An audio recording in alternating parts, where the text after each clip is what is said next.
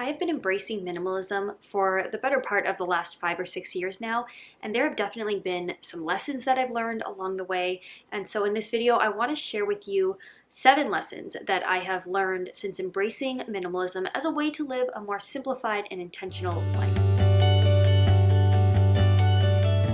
And I think that whether you have been a seasoned minimalist, someone who's been dabbling in this for a long time, or if you're new on your journey with minimalism, I think there's always something new to discover and to explore. So let's dive right in. Lesson 1 is that less is more. And I think that if you've been in the realm of minimalism in some way, you've probably heard this before. And in a nutshell, I think less is more to me means that when you start to embrace minimalism, you really learn that material possessions are not what leads to a fulfilling life. So when you start to let go of the material possessions at first, and there are other things that you might end up letting go of, like busy schedules and things like that, but the material possessions tend to be a starting place for a lot of people when they're on their minimalism journey. And when you start to let those things go, you really start to realize what truly matters. You make space for the things that truly matter in your life, the relationships, the experiences, and the personal growth. You will be surprised how much you will begin to grow once you start to eliminate all of the excess material possessions in your life. Those two things I have found go hand in hand. The less stuff you have, the more you grow. Lesson number 2 is that simplicity breeds contentment. So what I have found, and I didn't learn this early in my minimalism journey, but as I've gone through the years, I've realized that what minimalism really does at its core for me is it encourages me to simplify my life and to focus on the essentials, on the true essential things that matter to me in my life, to kind of get away from this idea that everything in life is important and really hone in on what is essential. And then in doing that, once you start to really narrow down to focusing on what's essential in your life, what really matters, you start to find contentment just in the present moment of the simplicity of life, of the little things in your day-to-day. At least for me, I now really appreciate the beauty in the simplicity of everyday life. The third lesson that I've learned since embracing minimalism is how to be a more mindful consumer. It's almost an inevitable side effect once you start to simplify your life, especially in the way of possessions. You just will inherently become more intentional with your purchasing. You will think a lot more before you buy. You will start to probably favor quality over quantity, and maybe even start to support more sustainable practices. These are things that just kind of slowly start to happen once you get rid of a lot of the excess possessions. Look at all of the things that you have purchased in the past, maybe cheap products and just the overconsumption of things that you have purchased, and you just become a little bit more mindful, a little bit more intentional with each purchase going forward. Lesson number 4 that I learned is that letting go is so liberating. I've touched on this a little bit already. What minimalism really does is it teaches us to detach our identities from our physical possessions. When you start to let go of the clutter, of the excess, you're freeing yourself from the weight of consumerism. It is honestly such a good feeling. It's hard to explain until you've experienced it yourself, but sometimes you're not even aware of how much of a consumer you really are until you start to let go of things and be more intentional with your consumption.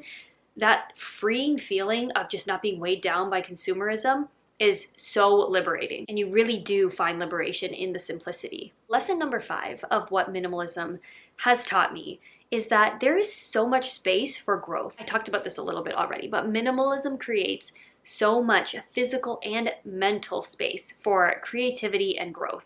It sounds kind of like corny and cheesy to say it, but when you declutter your physical belongings, you aren't just creating space in your home, you are allowing space for new opportunities. You are clearing a path for ideas to just flourish. I wouldn't have even continued with this channel. I started this YouTube channel years ago, and then it kind of fell by the wayside. And I can honestly say, if I wasn't at the point that I'm at with minimalism and using it as a way to be more intentional with my life and simplify my life, I wouldn't be here recording this video right now. That's just a testament to how powerful minimalism can be in creating that space in your life for creativity and for ideas. Lesson number 6 is about learning to embrace imperfections.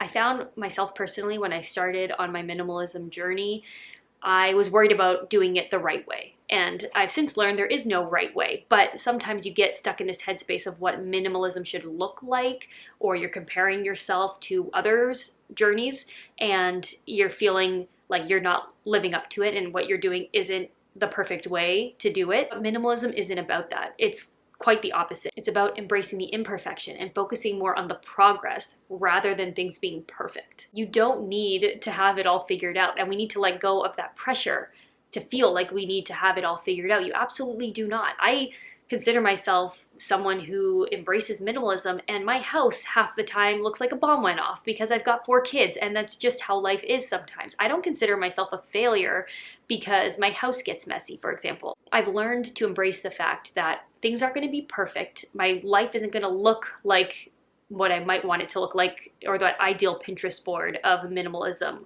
but there is perfection in the progress, and just the journey itself and the progress that you make. There's something to say for that, and you have to embrace that progress and embrace the imperfection and let go of this idea that I've got to have it all figured out and things have to be a certain way for me to really be doing this minimalism thing right, because that's so not true. It is, above all else, a journey of self-discovery and acceptance.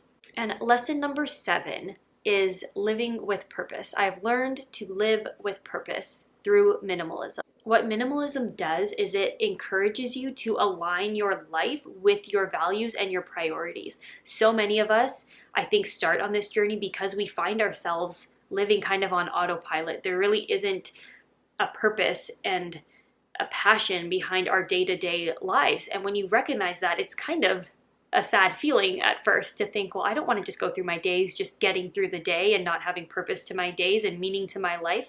And so we try and simplify and to live with more intention. And minimalism really helps you to do that, because by letting go of all of these distractions, whether it's physical distractions or mental or otherwise, we're letting those go and we're focusing finally on what truly matters to us. So whether you are decluttering or simplifying your schedule, embracing minimalism can lead you to profound personal growth and transformation.